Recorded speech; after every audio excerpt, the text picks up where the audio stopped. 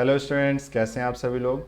चलिए, तो आशा करते हैं आप लोग अच्छे होंगे। मेरा नेम है ब्रजेश सिंह और आपका एक बार फिर से इस यूट्यूब चैनल स्किल वेब में स्वागत करता हूं। ठीक है, तो स्टूडेंट्स आज हम लोग शुरू करने चल रहे हैं अपना नेक्स्ट लेक्चर, जो कि लेक्चर नंबर 3 है, जिसमें हम लोग पढ़ेंगे students workshop calculation and science का अपना मोशन चैप्टर। जी हाँ, ये मोशन वही चैप्टर है स्टूडेंट्स जो आप नाइन्थ में पढ़ते थे। कभी नाइन्थ में आपको वो चीज़ें कम समझ में आती थी क्योंकि दिमाग उतना मैच्योर नहीं था आपका। आज वही चीज़ें जब आप फिर से पढ़ोगे तो देखो आपको कितना मज़ा आने वाली है। और सेम टू सेम वही चीज़ें हैं, बिल्कुल कुछ अलग नहीं है। ठीक है, लेकिन आज मैं और आपको बेहतरीन तरीके से बताने वाला हूँ। तो शायद अगर आपने नाइन्थ और 10th क्लास आपने बहुत अच्छे से नहीं किया, जिसकी वजह से आप बहुत अच्छी प्रिपरेशन नहीं किए, आपने ITI करना चाहा, ठीक है, आप जल्दी से जॉब पाने की कोशिश कर रहे हैं, तो wish you all the best कि आप बिल्कुल जल्दी से जल्दी सक्सेस पा जाएं। ये रास्ता बिल्कुल गलत नहीं है, आप लोग ITI करके बहुत अच्छे रास्ते पे चल रहे हो, बिल्कुल सही है, क्योंकि कंपटीशन बहुत ज़्यादा है स्टूडेंट्स। तो अपने लेवल के अकॉर्डिंग आपको अपनी अंदर की विल पावर बिल्कुल समझ लेना जरूरी है कि हम किस लेवल पे हैं, हम क्या कर सकते हैं। ठीक है, ये चीज़ें आज के समय में बहुत ज़रूरी है। तो मेरा तो यही मानना है कि अगर आप ITI कर रहे हैं तो बिल्कुल गलत नहीं कर रहे हैं, आप बहुत अच्छा डिसीजन लिए हैं जल्दी से जॉब पाने के लिए। ठीक है, ये एक आपके लिए बेस्ट जॉब मतलब प्रोवाइडिंग तरीके से सर्टिफिकेशन है, जिसमें आप लोग बहुत अच्छे से जल्द जॉब पा जाएंगे। ठीक है, तो आशा करते हैं कि आप लोग ऐसा कर पाएँ। ठीक है, आप ये लेक्चर्स देखिए, अपने एनुअल एग्जाम्स की प्रिपरेशन करिए घर पर रहकर।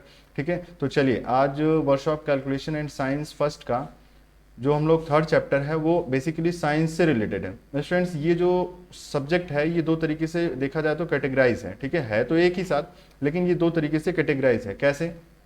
एक आपका कैलकुलेशन से बेसिस है और दूसरा स्टूडेंट्स ये आपके लिए है मतलब साइंस से रिलेटेड, मतलब दोनों चीज़ें आपको यहीं सीखनी है। तो दोनों चीज़ें अब जब यहीं सीखनी है तो थोड़ा सा मैंने क्या किया है कि हो सकता है कि आपका ये जो सिलेबस आपने डाउनलोड कर रखा हो या मैंने जो अपलोड किया है आगे पीछे हो आपके लिए, लेकिन मुझे ऐसा लगता है कि जब आप साइंस सीखते हो तो इस चैप्टर से शुरू करना चाहिए, तब जाके आप धीरे धीरे चीज़ों को एनालाइज कर पाते हो। ठीक है, पहला चैप्टर जो मैंने आपको सिखाया, आप जान रहे हो, फर्स्ट लेक्चर अगर आपने नहीं देखा तो आई बटन पे आपको लिंक दे रहा हूँ, आप देखिए फर्स्ट लेक्चर, उसमें मैंने यूनिट कन्वर्जन सिखाया है स्टूडेंट्स।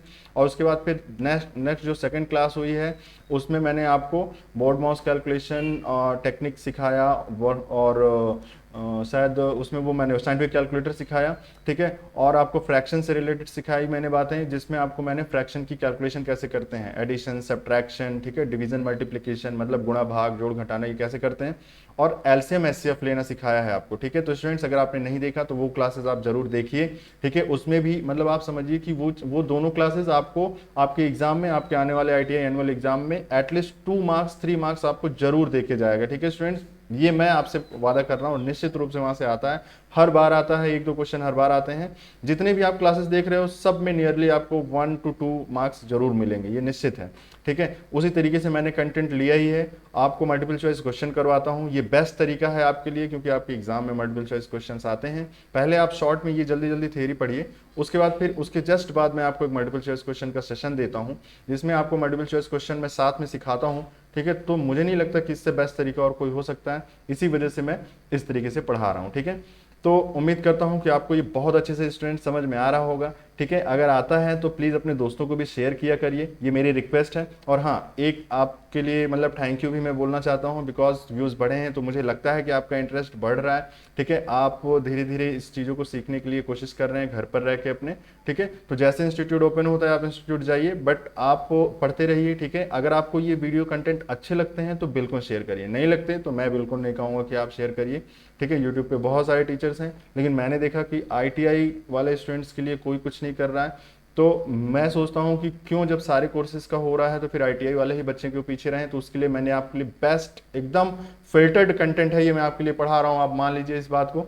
आज आपको ये भरोसा नहीं होगा, लेकिन ये धीरे धीरे चल के आपको भरोसा होने लगेगा कि जो चीज़ें मैं आपको दे रहा हूँ ये आपके सिलेबस के एकदम फिल्टर्ड है। जो चीज़ें आप पढ़ने के बाद अपने कॉम्पिटिशन तक के लिए ये टारगेट आप कर पाओगे, ये चीज़ें आप सीखोगे। जो मल्टीपल चॉइस क्वेश्चन सेशन दे रहा हूँ ना, भरोसा करो वो आपके एग्जाम तक में आता है, आपके कंपटीशन एग्जाम में आता है। जब आप किसी कंपटीशन एग्जाम के लिए प्रिपरेशन करते हैं फिर यही पढ़ना होता है आपको, फिर से यही पढ़ना होता है। आप देखो लोको पायलट का आप सिलेबस देख लो, ALP का आप सिलेबस देखो, ALP में रेलवे अब टेक्निकल एक अलग पेपर लेते हैं जिसमें आपको टोटल यही इलेक्ट्रीशियन और फिटर का जो रहता है, जैसे आप इलेक्ट्रीशियन की हो तो आपका इलेक्ट्रीशियन आएगा, फिटर के स्टूडेंट्स हो तो आपका फिटर से संबंधित आएगा, लेकिन आपका एक टेक्निकल पेपर होने लगा। तो जो बच्चे आगे चल के रेलवे में एलपी वगैरह की प्रिपरेशन करना चाहते हैं, टेक्नीशियन की प्रिपरेशन करना चाहते हैं, उनके लिए ये बेस्ट एकदम समझ लो रामबाण साबित होगा, मैं आपको भरोसा दिला रहा हूँ। ठीक है, तो बिल्कुल इसको पढ़ते रहिए, और जो स्टूडेंट्स आपके दोस्त हैं है ना, तो उनको भी शेयर करिए जिससे इसकी एक स्ट्रेंथ बढ़े। मैं देख रहा हूँ कि आईटीआई स्टूडेंट्स बहुत ज़्यादा इंटरेस्टेड नहीं होते पढ़ने के लिए। मैंने ऐसा, मेरा खुद का ऑब्जर्वेशन है, मैं नहीं जानता कि ये सही है कि गलत, लेकिन मेरा खुद का मानना है नहीं होते हैं। उसके लिए मैं ये पहल कर रहा हूँ कि कम से कम आपको इस तरीके के लेक्चर्स मिले जिसमें आपको भी भरोसा हो जाए कि नहीं हम किसी से कम नहीं, ठीक है, हम भी क्या कर देंगे, धुआं धुआं कर देंगे सबका। ठीक है, तो आप भी अपने टॉपिक को ढंग से पढ़िए। ठीक है, बिल्कुल मत डरिए कि ये कोई हार्ड एंड टफ सिलेबस है, ये आपका बहुत अच्छे सिलेबस है, सेम टू सेम वही इंटर लेवल के हिसाब से चलता है, लगभग इंटर इक्विवेलेंट भी है स्टूडेंट्स, तो बिल्कुल डरने की जरूरत नहीं है। ठीक है, चलिए, तो आज के लिए वैसे ये थोड़ा सा मोटिवेशन टिप्स, मैं कई दिन से सोच रहा था कि कुछ ना कुछ आपको शुरू में आपको बताना चाहिए, मुझे सीधे टॉपिक पे आ जाते हैं, तो आज मैंने आपको इसीलिए ये चीज़ें बताई। तो बिल्कुल आप किसी से कम नहीं हो, ना तो आप किसी से कम समझो अपने को, आप आईटीआई स्टूडेंट हो, आप बहुत जल्दी जॉब अर्न कर लोगे, जल्दी से जल्दी आप जॉब पा जाओगे। ये वही है डिग्री आपके लिए, वही सर्टिफिकेशन है जिसमें आप अपने अर्ली एज में, आप अपने 18 से 20 साल के एज में ही जॉब पा जाओगे। ठीक है, यहाँ आपको बहुत ज़्यादा किताबें पढ़ने की जरूरत नहीं है। ठीक है, हालांकि मैं किताब पढ़ने के एकदम विरोध में नहीं हूँ, आप पढ़िए, बिल्कुल पढ़िए, अगर आपका इंटरेस्ट है तो और अच्छा कुछ करिए, इसके बाद डिप्लोमा करिए, बीटेक करिए। ठीक है, लेकिन अगर आप जॉब करना चाहते हैं, आपकी फाइनेंशियल कंडीशन अच्छी नहीं है स्टूडेंट्स, तो बिल्कुल आप इस डिग्री को यूज़ करके आराम से जॉब पा सकते हैं। ठीक है, तो ठीक है, wish you all the best कि आप ऐसा कर पाएँ आगे चल के, और मैं आपकी हेल्प कर पाऊँ जितना ज़्यादा से ज़्यादा, वो मेरे लिए बेहतर होगा, मुझे ये चीज़ करने में खुशी होगी। ठीक है, तो चलिए आज शुरू करते हैं स्टूडेंट्स हम लोग अपना ये लेक्चर। ठीक है स्टूडेंट्स, तो चलिए शुरू करते हैं। अब आज हम लोग एक अपना नया चैप्टर ये, ठीक है, चलिए आइए। तो देखिए मोशन चैप्टर में स्टूडेंट्स हम लोगों ने क्या देखा, 9th में हम लोग क्या देखते थे, पहले आपको मैं सिलेबस ये दिखा देता हूँ। देखो सबसे पहले आपको मैं ये समझा देता हूँ कि देखो इसमें हम लोगों को क्या पढ़ना है। ठीक है, 1 सेकेंड, थोड़ा सा कुछ फॉल्ट आ गया था अभी, इसी वजह से पॉज करना पड़ा। ठीक है, चलिए फिर से समझते हैं इसको। तो स्टूडेंट्स आप जैसा कि देख रहे हैं, ठीक है, अपने इस पे मेरे जस्ट पीछे देखिए स्लाइड में आपको दिख रहा है कि पहला जो टॉपिक है इसमें आपका मोशन में, ठीक है, वो है विरामावस्था और गतिवस्था। ठीक है, अच्छा स्टूडेंट्स एक बात और मैं आपको बता दूं, कुछ लोग जैसे इंग्लिश में अगर इसकी डिटेल चाहते हैं तो स्टूडेंट्स इसके लिए इंग्लिश में आपका पढ़ा हुआ है वहाँ पे डिस्क्रिप्शन में इसके। ठीक है, तो डिस्क्रिप्शन पे आप जाके देख लीजिए, ये टोटल जितना भी ये है ना पॉइंट्स जो हैं, ये अपने ये टोटल पॉइंट्स मैंने वहाँ पे इंग्लिश में नोट करके रखे हैं, तो आपको बिल्कुल दिक्कत नहीं होगी। ठीक है, ज़्यादातर स्टूडेंट्स हिंदी में समझना चाहते हैं, इसी वजह से मैंने हिंदी में ये थंबनेल वगैरह बनाना शुरू कर दिया, अदरवाइज ये इंग्लिश में ही मुझे ज़्यादा कंफर्टेबल लगता था। ठीक है, कोई बात नहीं, ठीक है, इसको मैनेज करिए आप। इसको देखिए मैंने लिख भी रखा है, चेक द डिस्क्रिप्शन, है ना, for topic list in English. ठीक है, तो ये चीज़ें आप कर लीजिए, ये ऐसा आप सभी आने वाले सभी वीडियोज़ में होगा। ठीक है, क्योंकि ज़्यादातर कंफर्टेबल बच्चे हिंदी में ही हैं। ठीक है, चलिए आइए इसमें तो जो आपका स्टूडेंट्स पहला टॉपिक है वो है विरामावस्था और गतिवस्था। सबसे पहले ये समझेंगे, जानते भी होंगे थोड़ा बहुत, इससे फैमिलियर हैं आप, मुझे पता है। दूरी और विस्थापन, ठीक है, एक ही बात है, लेकिन एक स्केलर है एक वेक्टर है, ये भी आप जानते हैं, बेसिक डिफरेंस यही है, और चीज़ें जो हैं आगे मैं बताऊंगा। चाल और वेग, इसको आप इंग्लिश में बोलते हो स्पीड एंड वेलोसिटी। त्वरण, मंदन और गुरुत्वीय त्वरण। ठीक है, तो त्वरण मीन्स एक्सेलरेशन, मंदन मीन्स रिटार्डेशन स्टूडेंट्स, और गुरुत्वीय त्वरण ये क्या है आगे चल के देखते हैं। ठीक है, ये भी एक तरीके का त्वरण है जो पृथ्वी अपनी तरफ किसी ऑब्जेक्ट को या किसी भी वस्तु को अपनी ओर खींचती है। ठीक है, जिस त्वरण से। ठीक है, और लास्ट में हम लोग पढ़ेंगे गुरुत्वीय, मतलब त्वरित गति का समीकरण पढ़ेंगे स्टूडेंट्स, 3 होते हैं। जब आप त्वरण समझ जाओगे तो आपको मैं त्वरित गति का समीकरण भी समझा दूंगा अच्छे से, हालांकि आपको डेरिवेशन नहीं इसमें पढ़ना है, ये आपके सिलेबस में नहीं है। अगर आप इंटर में होते तो आपको डेरिवेशन पढ़ना होता, क्योंकि उसमें इंटीग्रेशन डिफरेंशिएशन का भी कुछ फंक्शन आता है जो आपके सिलेबस में अभी इधर इतना ज़्यादा है नहीं, तो इस वजह से मैं नहीं बताऊंगा उसको, आपको डायरेक्ट फॉर्मूले याद करने हैं। हालांकि मैं समझा दूंगा आपको, फॉर्मूले बिल्कुल भी आपको नहीं, सारे क्वेश्चन आप धुआं धुआं कर दोगे, बिल्कुल डरने की जरूरत नहीं है। ठीक है, चलो, तो गुरुत्वीय प्रभाव के कारण त्वरित गति का भी हम लोग समीकरण देखेंगे, जिसमें आपको गुरुत्वीय त्वरण लेंगे हम लोग त्वरण के स्थान पर। ठीक है स्टूडेंट्स, तो चलिए आइए शुरू करते हैं। आज आपको इंट्रोडक्शन कराते कराते ज़्यादा समय हो गया, लेकिन ठीक है, आगे थोड़ा हम लोग तेज़ी से बढ़ेंगे।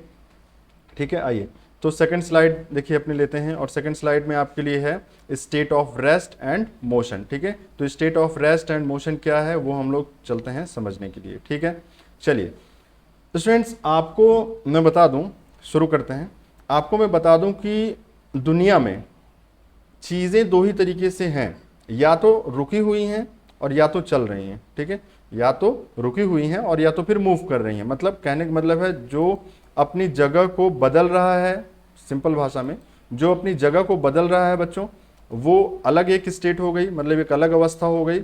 और जो नहीं बदल रहा है अपने सिचुएशन, अपने जिस जिस जगह पर है ना, वहीं पे है, तो उसको कहते हैं हम लोग विराम अवस्था। जैसे आप एक सीधा साधा एग्जांपल समझो, आप अपने लैब में जाते हो, ठीक है, वहाँ पे जैसे लेथ मशीन है, ठीक है, लेथ मशीन है, या आप इलेक्ट्रिशियन स्टूडेंट हो तो वहाँ मोटर है, जो वो अपने बेस पे, स्टूडेंट्स वो अपने बेस पे एज इट इज़, ठीक है, जो मोटर है वो एज इट इज़ वहीं पे प्लेस्ड है। समझ रहे हो? ऐसा तो है नहीं कि आज आप गए, आज मंडे मान लीजिए, आज ट्यूसडे है, जो भी है, ठीक है, आज मंडे को आप गए तो आपको मोटर किसी पर्टिकुलर प्लेस पे नज़र आई। आप जब यही चीज़ें आप ट्यूसडे को जा रहे हो देखने, तब भी आपको वहीं नज़र आ रही। मीनिंग क्या हुआ? इसने अपनी पोजीशन को बदला नहीं स्टूडेंट्स, ये वहीं है जहाँ पे पहले थी, ठीक है। तो स्टूडेंट्स ये जो अवस्था है, ये जो अवस्था है, ठीक है, ये जो वस्तु की अवस्था है, वस्तु मीन्स ये जो मोटर है, मोटर की जो अवस्था है स्टूडेंट्स, उसको हम लोग बोलते हैं रेस्ट, ठीक है। रेस्ट मीन्स, वैसे आप बोलते हो ना रेस्ट कर रहे हैं, मीन्स आप हिल नहीं रहे हो, आप सो रहे हो, ठीक है, बस सही दो। चलो, तो ये हुआ रेस्ट, ठीक है, जिसको आप हिंदी में क्या बोलते हो स्टूडेंट्स? विराम अवस्था, ठीक है। क्या कहते हो आप? विराम अवस्था, ठीक है, क्या कहते हो? विरामावस्था, विराम अवस्था बोलते हो, ठीक है, समझ में आ रहा है? चलिए, तो ये चीज़ें हैं, बहुत हार्ड एंड टफ नहीं है ना, तो इसमें बहुत ज़्यादा टाइम पास करने की ज़रूरत है, ठीक है। चीज़ें हैं बहुत सिंपल सी, जो शुरुआत करने के लिए बस एक इंट्रो है, जिसमें बस जान ही रहे हो, है ना, टीचर थोड़ा अपना वोकाल टाइट करता है, हाँ मैं जीरो से शुरू कर रहा हूँ, ठीक है, तो वही चीज़ें हैं। चलो, तो ये हुआ, ठीक है स्टूडेंट्स। अब आप समझो, ये तो मोटर हुई या लेथ मशीन हुई जो आपके लैब में है एज इट इज़, लेकिन आप कौन हैं? आप मंडे को आए, ठीक है, अपने ITI अपने इंस्टीट्यूट आए, इंस्टीट्यूट से आप फिर वापस गए अपने घर, तो आपकी पोजीशन में, टाइम के साथ आपकी पोजीशन में चेंज हो रहा है कि नहीं हो रहा है, ठीक है। तो ध्यान ये रखना है आपको स्टूडेंट्स की जो गति अवस्था है, जो गति अवस्था जिसको आप कह रहे हो, ठीक है, जिसको आप गति अवस्था कह रहे हो, इंग्लिश में बोलेंगे स्टेट ऑफ मोशन, ठीक है, स्टेट ऑफ मोशन। ये वो वाला स्टेट नहीं है, ध्यान से समझना जरा, ये राज्य वाला नहीं है, ठीक है, ये अवस्था वाला है, ठीक है। चलो, तो ये जो गति अवस्था है स्टूडेंट्स, गति अवस्था क्या है? ये आप हो, ठीक है। बच्चे मुझे बोलते हैं सर आपकी आर्ट बहुत अच्छी है, आप लोग भी बताना कि आर्ट अच्छी है कि नहीं, ठीक है। ये स्टूडेंट्स, ये अपने ITI से ये अपने घर जा रहा है, ठीक है, ये अपने ITI इंस्टीट्यूट से होम है, ठीक है, होम घर जा रहा है, ये है इनका भाई साहब का घर, ठीक है। तो स्टूडेंट्स ये घर जा रहा है, मीन्स आप समझो, मान लो ये 6 बजे मॉर्निंग में, मतलब 6 बजे 7 बजे जो भी कह लो, ठीक है, 6 बजे मॉर्निंग में यहाँ से ये मतलब अपने घर से यहाँ 6 बजे मॉर्निंग में ये निकला, कहाँ? अपने ITI की तरफ। मान लो कुछ डिस्टेंस, कुछ दूरी थी, ठीक है, दूरी अभी तो खैर दूरी पढ़ना ही है, मतलब मान चलो कुछ दूर पर होगा, वहाँ ये गया। तो समय के साथ इसकी पोजीशन बदली कि नहीं? पोजीशन मतलब पोजीशन किसको बोलते हैं? घर से कितनी दूरी पर है, घर से यहाँ है, घर से यहाँ है, घर से यहाँ है। हालांकि देखो यहाँ मैं सब उल्टा बना रहा हूँ आपके लिए, और जा रहा है घर से और बना रहा हूँ इधर से, ठीक है, कोई बात नहीं, फिर से बदल देता हूँ, है ना। ये भाई साहब जो है यहाँ पे थे और ये इधर की तरफ जा रहे हैं, ठीक है, बैग वैग लेके बढ़िया अपना टूल वूल लेके ITI वाला, ठीक है, और ये अपने घर से ITI जा रहे हैं। और ये भाई साहब यहाँ 6 बजे निकले थे और ये यहाँ 7 बजे पहुँचे हैं, ठीक है। ये मत सोचना कि रास्ते में ये कहीं सड़क पे टहल रहे थे, ऐसा कुछ नहीं, अच्छा स्टूडेंट है। चलो देखो, तो ये यहाँ मूव किया स्टूडेंट, 6 बजे से लेकर 7 बजे तक के बीच में ये जो स्टूडेंट है, जो ये छात्र है स्टूडेंट, ये जो छात्र है वो किस अवस्था में रहा? ये गति कर रहा था, ठीक है। क्यों? क्योंकि लगातार समय के साथ इसकी स्थिति बदल रही थी। ITI से पहले 1 किलोमीटर पे था, फिर आधे किलोमीटर पे था, फिर और कम, फिर और कम, फिर और कम, फिर आ गया अपने ITI इंस्टीट्यूट। ये है इसका ITI इंस्टीट्यूट स्टूडेंट, बड़ा है, काफ़ी बड़ा है, ठीक है। तो ये इसका ITI इंस्टीट्यूट है। तो ये भाई साहब गेट में एंटर करते हैं 7 बजे, 1 आवर्स लगता है। इस 1 आवर के ड्यूरेशन में इसकी पोजीशन, मतलब इसकी अवस्था अलग अलग जगहों पे थी।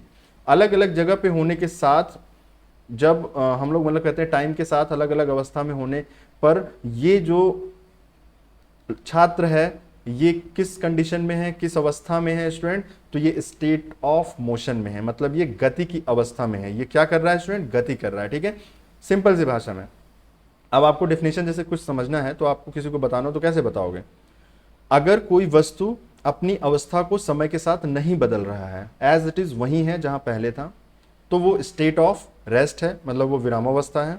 स्टूडेंट, अगर वो समय के साथ अपनी पोजीशन को, अपनी अवस्था को बदल रहा है, अलग समय पर अलग जगह पर है, तो मान के चलो कि ये क्या है? स्टेट ऑफ मोशन है, गति की अवस्था है। ठीक है, तो उम्मीद करता हूँ ये समझ गए। बहुत इससे ज़्यादा और कुछ खास नहीं है इसमें। ठीक है, तो यही है, तो इतनी चीज़ें आप समझ गए। ठीक है, चलिए आइए आगे देखते हैं स्टूडेंट्स, दूरी और विस्थापन। सिंपल सी बात, मुझे एक चीज़ पहले आप बताओगे अभी के लिए, आपने 7, है ना, मैंने आपको सिखाया था कि 7 आपकी भौतिक फंडामेंटल, मतलब जिसको आप मूल भौतिक राशियां बोलते हो, उसमें क्या इन दोनों में से भी था क्या कुछ? तो नहीं था, है ना, इतना तो जानते हो नहीं था। लेकिन क्या इसी से सिमिलर कुछ था जिसको आप बोलते थे लेंथ? बोलते थे क्या लेंथ? जिसको कहते थे आप स्टूडेंट लंबाई। क्या बोलते थे? लंबाई बोलते थे क्या? तो लंबाई की यूनिट क्या होती थी स्टूडेंट? मीटर होती थी क्या? ठीक है, वहां पे हम लोग बोलते थे मीटर होती है इसकी यूनिट। ठीक है, इतना जानते हो, फर्स्ट क्लास में आपने इसको देखा है। नहीं देखे, अगर मान लीजिए कोई स्टूडेंट नहीं देखा है तो जाइए प्लीज उसको देखिए, उसमें इसके अलावा भी बहुत सारी चीजें मैंने बताई है। ठीक है, तो जिससे आपको इसमें मदद मिलेगी। ठीक है, चलिए आइए। तो स्टूडेंट, मैंने ये कहा कि जो आपकी 7 फंडामेंटल, ठीक है, 7 जो मूल भौतिक राशियां थी, उसमें एक लंबाई थी। मूल जो भौतिक राशियां थी, ठीक है, मूल भौतिक राशि थी जो, उसमें क्या थी? एक स्टूडेंट एक लंबाई थी। ठीक है, उसके अलावा क्या था? द्रव्यमान, समय, धारा, है ना, 7 पूरे थे, तो उसमें एक लंबाई थी। अभी मुझे बताओ कि जैसे मान लो अभी मैंने पीछे वाले जो एग्जांपल जो मैंने यहाँ पे लिया आपके लिए, स्कूल और आईटीआई का, ठीक है, आईटीआई और आपका घर का, ठीक है, के बीच, जैसे मान लो ये आपका आईटीआई है और ये घर है। एक बच्चा निकला, इधर गया, ऐसे गया, ऐसे गया, घूमा घूमा घूमा घूमा, मतलब उसकी रोड ही ऐसे है। ठीक है, यहाँ से ऐसे आया बच्चों। ठीक है स्टूडेंट्स, यहाँ से इस तरीके से आया। एक स्टूडेंट और है कोई, ठीक है, एक स्टूडेंट और है, ठीक है, जिसका घर भी यही है। मान लो ये दोनों भाई भाई ही थे। ठीक है, तो एक बच्चा तो यहाँ से आया, लेकिन एक स्टूडेंट कोई दूसरा रास्ता पकड़ के आया इसी घर से। ठीक है, ऐसे घूम के गया और ऐसे गया। ठीक है, देखना, ध्यान से सुनते जाना, बहुत अच्छे से समझ में आने वाला है। दोनों एक साथ बताऊंगा आपको, दूरी और विस्थापन दोनों एक साथ आपको समझ में आएगा। ठीक है, चलो आओ तो देखते हैं इसमें। स्टूडेंट देखो, सबसे पहले इसमें ये समझना है कि देखो ये इस रास्ते से गया, तो ये कुछ दूसरी लंबाई की बात कर रहा हूं, ये कुछ दूसरी लंबाई माप करते हुए गया होगा। मतलब ये इसके जाने के रास्ते की जो लंबाई है वो कुछ अलग होगी, मान लो उसकी L1 है। ये जो लंबाई है इसकी कुछ मान लो L2 है। ठीक है, ऐसे ही मान रहा हूं, मतलब दोनों की लंबाई अलग अलग है स्टूडेंट, इतना आप समझ रहे हो। और हो सकता है कि एक ऐसी भी लंबाई हो स्टूडेंट्स जो घर और आईटीआई के बीच की सबसे शॉर्टेस्ट लंबाई हो, मतलब सबसे कम लंबाई हो जो वो। ठीक है, तो कौन सी हो सकती है वो? तो फिर क्या बोलोगे कि सर एक ऐसा करिए, आप एक सीधी लाइन बना दीजिए इसके बीच में। ठीक है, अब वो बच्चा घर से अगर ये सीधे ऐसे जाएगा तो एक ये भी रास्ता हो सकता है। अभी समझो कि ये जो दोनों रास्ते हैं उसमें कुछ लंबाई हुई है ना, L1 है, L2 है, एक ये भी है, L3 है। अब बताओ कि अगर मैंने कहा कि भाई एक बच्चा यहां से इस पहले नंबर वाले रास्ते से गया, ठीक है, पहले वाले नंबर रास्ते से गया, तो पहले नंबर के रास्ते से जाने में, दूसरे नंबर के रास्ते में जाने में, तीसरे नंबर के जाने के रास्ते में कुछ अंतर है। ठीक है, कैसे अंतर है भाई? आपको यहां से देखने से ही लग रहा है, इसकी जैसे लगता है कि लंबाई ज्यादा है ना, इसकी लंबाई ज्यादा है। ठीक है, इसकी एक अलग लंबाई है, ये भी ज्यादा ही लग रही है, लेकिन सबसे जो कम लंबाई है स्टूडेंट्स वो क्या है? L3 सबसे कम लंबाई है। अब आपको मैं बताता हूं क्या है दूरी और क्या है विस्थापन। पहले ये समझ गए आप, अब समझो। दूरी एक तरीके की वो एक्चुअल लेंथ है, मतलब वो वास्तविक लंबाई है किसी के द्वारा तय की गई। जैसे यहां बच्चा एक जा रहा है, इस बच्चे के द्वारा घर से आईटीआई तक जाने में एक्चुअल जो वास्तविक जो लंबाई है इसके घर से लेकर आईटीआई तक के रास्ते की, उसको हम लोग कहते हैं दूरी। समझ गए? फिर से बताऊं, घर से आईटीआई तक के जाने का जो रास्ता है इसका, जिस रास्ते से गया है, देखो कौन से रास्ते से गया, पहले ध्यान से सुनो, मैं इसकी बात कर रहा हूं, ये। ठीक है, इस रास्ते से जहां से ये गया बच्चा ऐसे, इसकी जो एक्चुअल लंबाई है, या फिर इस रास्ते की भी मैं बात कर सकता हूं, रास्ता नंबर 2, इसकी जो एक्चुअल लंबाई है वो बच्चों क्या है? दूरी कहलाती है। ठीक है, समझ गए? मतलब इसमें अगर मैं आपको बोलूं कि L1 और L2 क्या है, तो आप बोलोगे कि सर ये दूरी है। ठीक है, अब आप सोच रहे हो सर इसको दूरी बोल रहे हो, लेकिन इसको क्यों नहीं बोल रहे दूरी? तो बच्चों विस्थापन भी एक तरीके की दूरी ही है। ध्यान से सुनना, विस्थापन, जिसको आप डिस्प्लेसमेंट इंग्लिश में बोलते हो। डिस्प्लेसमेंट भी एक तरीके की डिस्टेंस ही है, दूरी ही है, लेकिन बच्चों वो सबसे शॉर्टेस्ट दूरी है, मतलब सबसे कम दूरी है, सबसे कम लंबाई वाली जो दूरी है आईटीआई और घर के बीच की, वो है बच्चों विस्थापन। समझ गए? चलो, अब आप सोचते हो कि सर बस इतना सा डिफरेंस है, तो बिल्कुल इतना सा ही डिफरेंस है, लेकिन इस डिफरेंस की वजह से कई कहानियां बदल जाती हैं। जैसे आप समझो क्या, अगर आपसे मैं पूछूं कि आपका घर आईटीआई से कितनी दूर है, तो आप क्या बोलोगे? मान लो आप 1 किलोमीटर दूरी पर रहते हो, तो आप बोलोगे सर 1 किलोमीटर दूर है। ध्यान से सुनना मेरी बात को, आप बोले कि मेरा घर आईटीआई से 1 किलोमीटर दूरी पे है, ठीक है, मान लिया। अब मैं आपसे पूछ रहा हूं कि आपका घर 1 किलोमीटर दूर है, ठीक है, लेकिन यार समझ में नहीं आया कि किधर है, ठीक है। अब जैसे ही मैंने किधर बोला, ध्यान से सुनना, जैसे ही मैंने बोला कि किधर है, तो मतलब हम जानना क्या चाहते हैं? मैं क्या जानना चाहता हूं बताओ, आपसे क्या जानना चाहूं? अगर मैंने आपसे कहा कि भाई आपकी घर की दूरी यहाँ से कितनी है, तो आप बोले सर 1 किलोमीटर है, जाना पड़ता है, 1 किलोमीटर जाना पड़ता है मुझे। अब मैं बोलूंगा कि बताओ किधर जाते हो, तो किधर का मतलब मैं क्या जानना चाहता हूँ? ऐसा लगता है कि मैं दिशा जानना चाहता हूँ, है ना, कोई डायरेक्शन जानना चाहता हूँ कि आप जाओगे किधर, उत्तर, दक्षिण, पूर्व, पश्चिम, ईस्ट, वेस्ट, नॉर्थ, साउथ, किधर जाओगे आप, ठीक है। तो स्टूडेंट्स, किधर जाओ में जब ऐसी बातें आ गई, तो आप समझ लेना कि निश्चित रूप से आपने क्या बता दिया, डायरेक्शन। और ध्यान से सुनना, ऐसी भौतिक राशियां जिसमें डायरेक्शन बताना पड़ जाता है हम लोगों को, आप जानते हो, बहुत अच्छे से आप जानते हो कि वो सदिश राशियां होती हैं। दिशा के साथ वाली राशियां होती हैं, तो वो भौतिक राशियां सदिश होती हैं। अभी मुझे एक बात बताओ, आपसे मैं पूछता हूं, क्या आप इस रास्ते में जैसे जैसे ऐसे ऐसे मुड़ के गए, क्या आप डायरेक्शन बता पाओगे? नहीं बता पाओगे ना। और ये क्या है, ये क्या है, ये रास्ता आपने क्या बोला? अभी मैंने बताया आपको कि ये दूरी है। दूसरा वाला रास्ता आपको क्या बताया मैंने? ये दूरी है। क्या आपने दूरी के लिए बताया कि दिशा क्या है?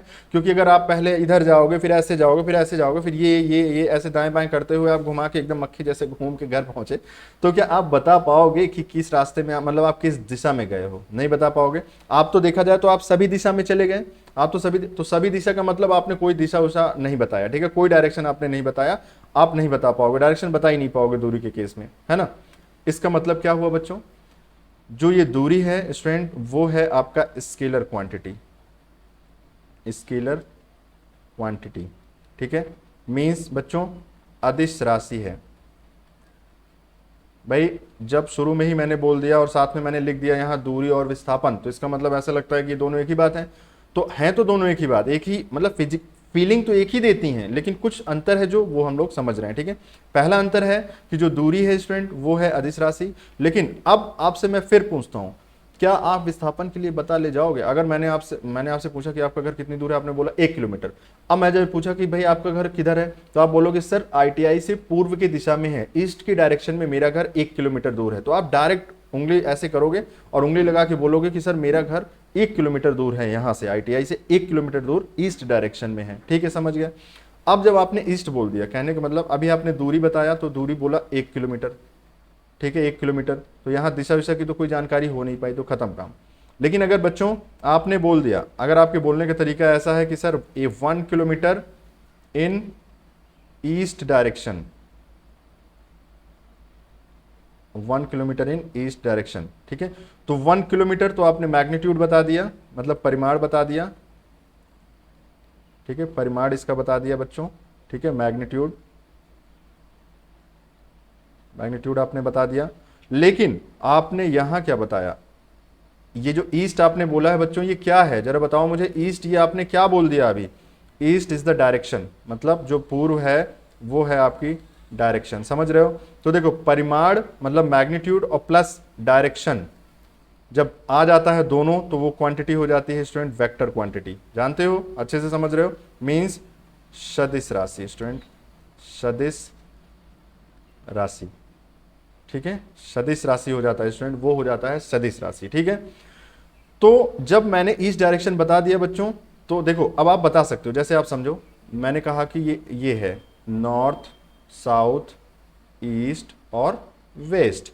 अब बच्चा यहाँ खड़ा है, मैंने पूछा भाई तुम्हारा घर किधर पड़ता है, तो तुमने बोला सर मेरा घर यहाँ से ईस्ट के डायरेक्शन में है, कितना, 1 किलोमीटर, ठीक है, समझ गए। लेकिन ध्यान रखना कि ये कोई जरूरी नहीं कि 1 ही किलोमीटर हो, ये बराबर नहीं होगा, निश्चित रूप से ये कम होगा, विस्थापन बच्चों कम होगा, क्योंकि आपने डायरेक्ट बता दिया 1 किलोमीटर ईस्ट के डायरेक्शन में ईस्ट के डायरेक्शन में 1 किलोमीटर आपने डायरेक्ट बता दिया। सबसे कम जो दूरी होती है बच्चों वही विस्थापन होती है, ठीक है। घर से ITI के बीच की जो सबसे कम दूरी है जिसमें आपने दिशा के साथ बता दिया कि हाँ 1 किलोमीटर दूर है, वही विस्थापन है, ठीक है। तो यहां से आपको एक बात एक बहुत अच्छे से क्लियर हो गई कि जो बच्चों जो दूरी है वो स्केलर क्वांटिटी है, मीन्स वो अदिश राशि है। और स्टूडेंट जो डिस्प्लेसमेंट है, ठीक है, जो डिस्प्लेसमेंट है वो बच्चों क्या है, वो आपका वेक्टर क्वांटिटी है। क्या है वो? वेक्टर क्वांटिटी है, ध्यान रखोगे।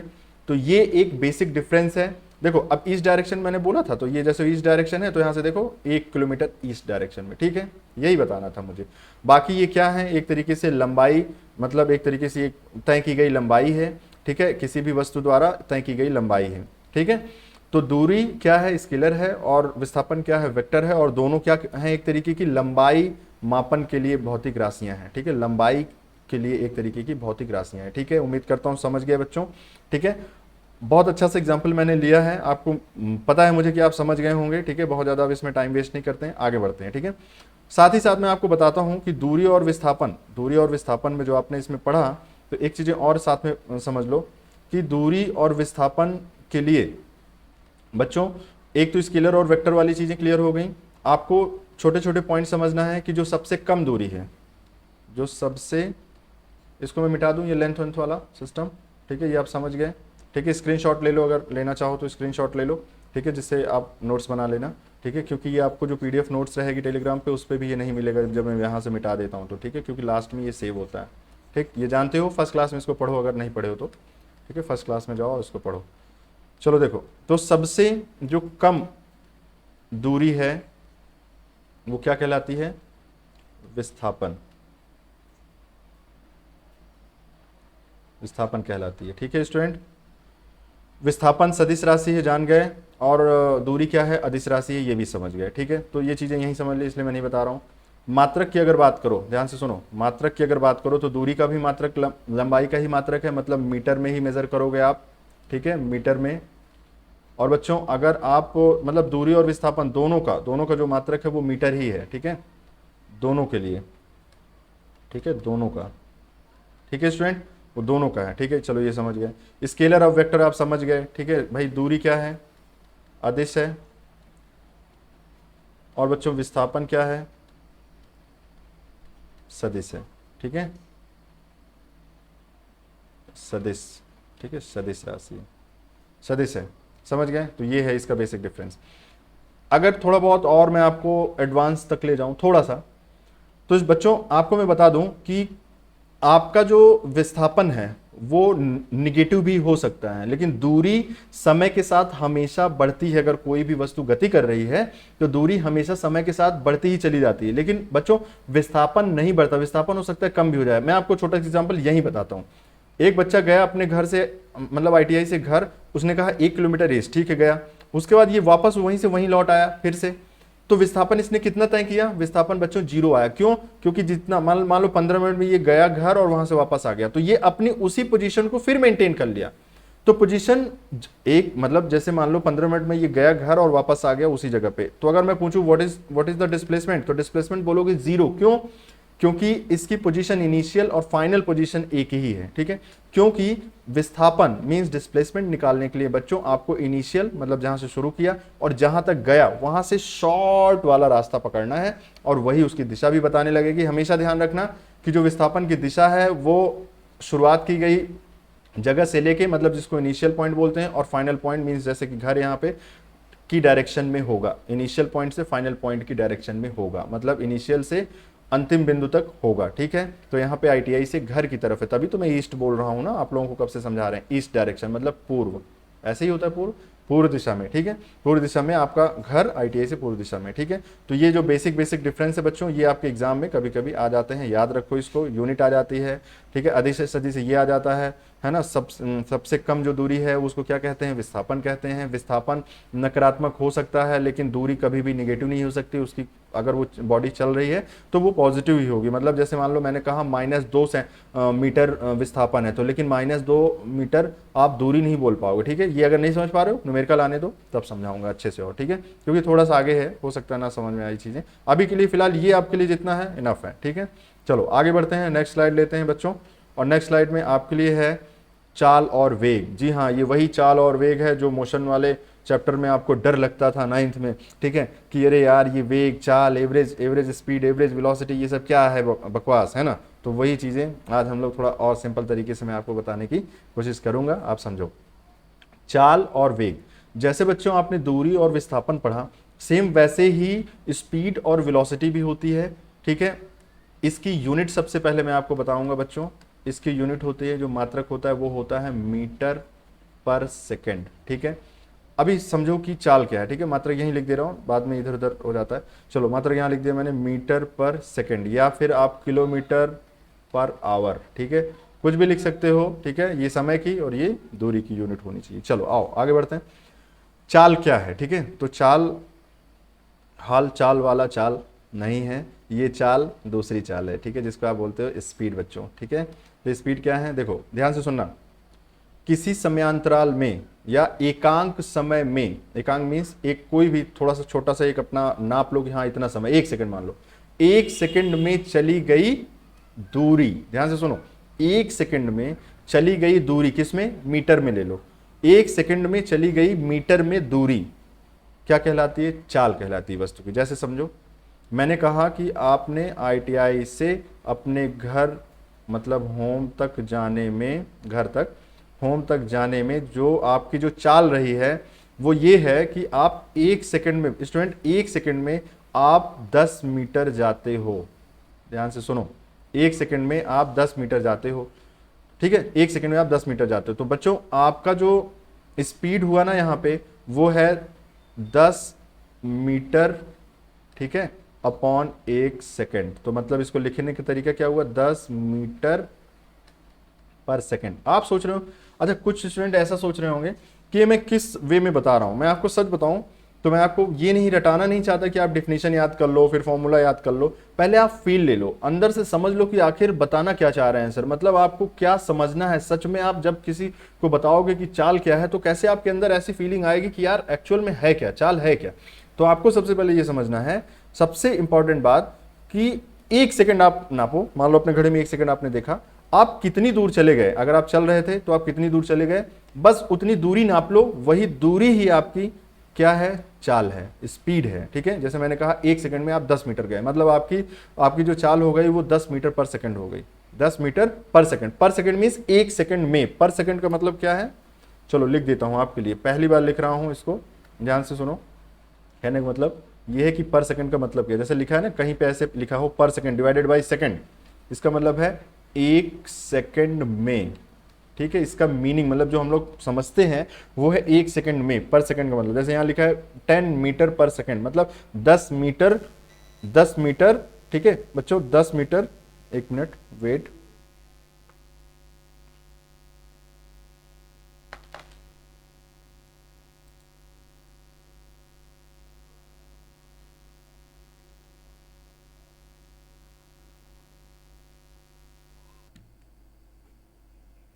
मैं आ गया, अंधेरा कायम जो था वो हट गया, ठीक है।